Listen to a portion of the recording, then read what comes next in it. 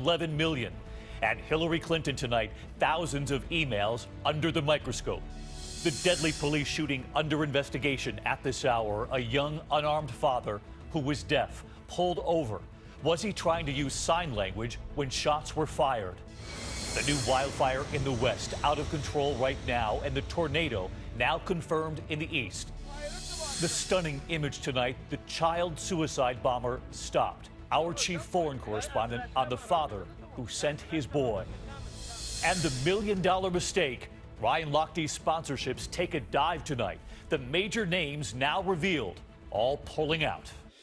This is ABC World News Tonight with David Muir.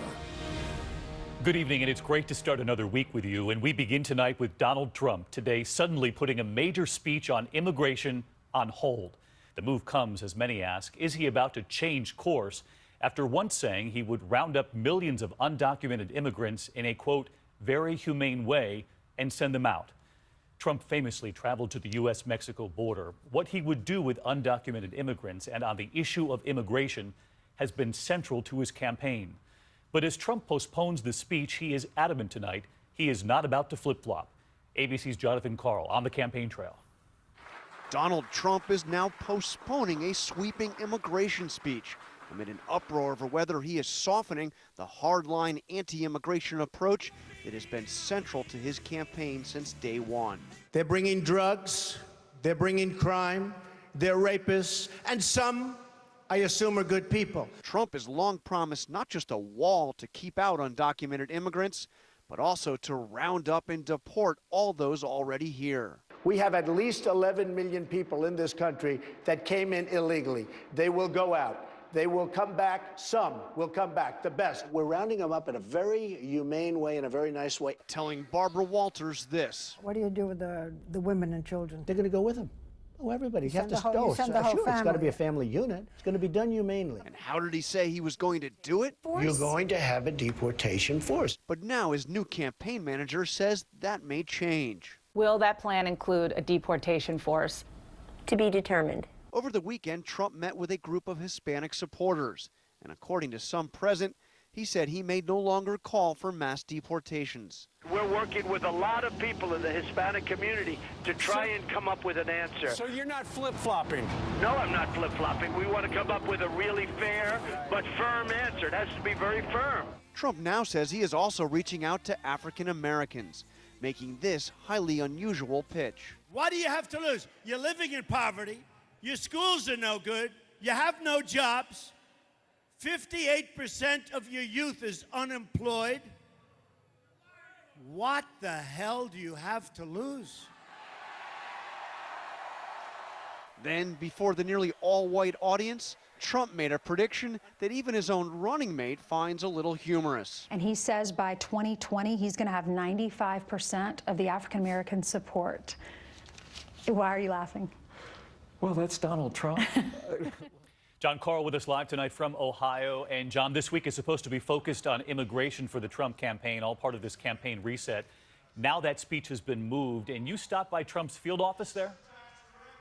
I did. I stopped by the office here in Akron, and take a look at what I saw inside. Nobody there, dark. We talked to the campaign folks here in Ohio for Trump. They said people were probably there earlier, simply come to this rally to get ready. And David, they say they've got 16 field offices that will be fully up and running for the fall campaign. Yeah, that office might be empty, but that room behind you certainly isn't. Thousands there behind you, John. Thank you. Hillary Clinton, meanwhile, tonight, facing her own challenge, thousands of emails suddenly under the microscope again. And tonight, what former Secretary of State Colin Powell is now saying about Hillary Clinton, reportedly telling the FBI that it was Powell who suggested private email.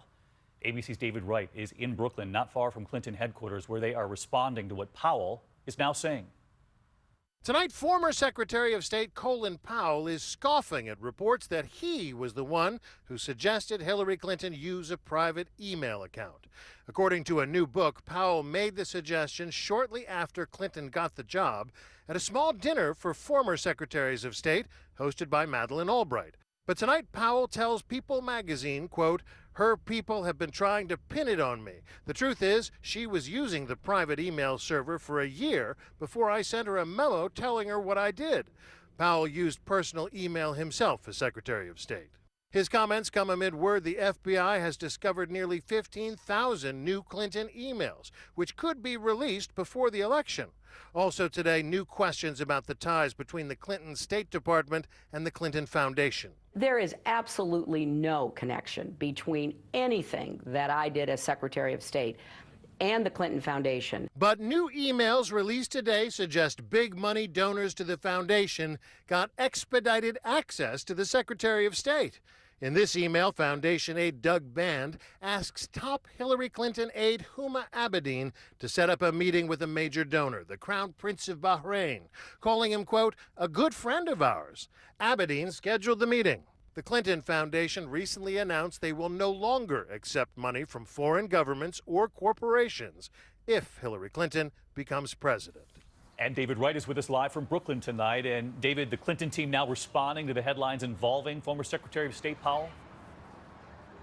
That's right. A Clinton spokesperson sending out a statement saying Hillary Clinton has consistently taken responsibility for her decision to use a single email account, noting it was a mistake and she regrets it. David? David Wright with us tonight. David, thanks as always. We turn now to the developing headline in the West, a raging wildfire out of control in Washington state, and a tornado now confirmed here in the Northeast. Several major fires erupting around Spokane, Washington, thousands of acres lost in just a few hours.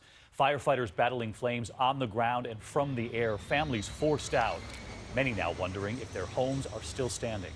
Ginger is here with more on the tornado and a new tropical system, but first, Clayton Sandell on the fire lines tonight. New fires tonight supercharged by an old enemy. 35-mile-per-hour wind gusts pushing monster flames from 7 major blazes in Washington state. Gone up in flames. It's a gut wrencher. It hurts. J.J. Anderson grew up in this area near Spokane. He says the 3,500-acre Yale Road fire was moving too fast to save the homes of some of his neighbors. Whatever was here for their memories, all gone with nothing to show.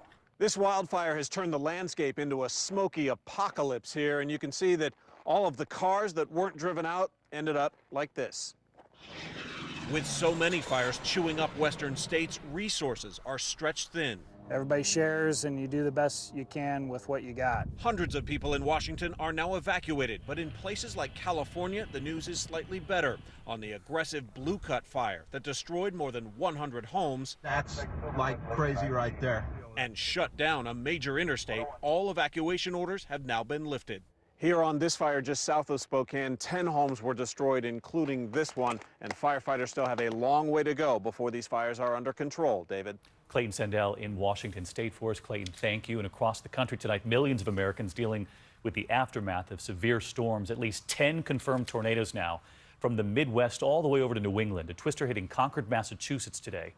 A dust storm blanketing homes and cars in Phoenix. A lot going on across the country. Let's get right to Chief Meteorologist Ginger Zee. First, on the fire conditions in Washington state. Right, because that's the biggest concern on the map tonight, David. I want to take you straight there. With the red flag warnings are in place from parts of Oregon and Northern California, right through Montana, even Nebraska there in the plains. And the big instigating factor is this trough, this cold front that's come through almost completely dry. So it kicks up the wind, and that's really all it does for these folks. Like Pocatello, where the wind speed's 36 miles per hour, gusts are somewhere around 40 or 50. We zoomed in to show you those streamlined winds. The Pioneer Fire, now more than 96,000 acres. And a quick look at the tropics. The one I'm concerned about is the one headed toward the Caribbean. We'll be watching that as the week ends to see if it'll impact us here. All right, Ginger Zee with us tonight. Ginger, thanks as always.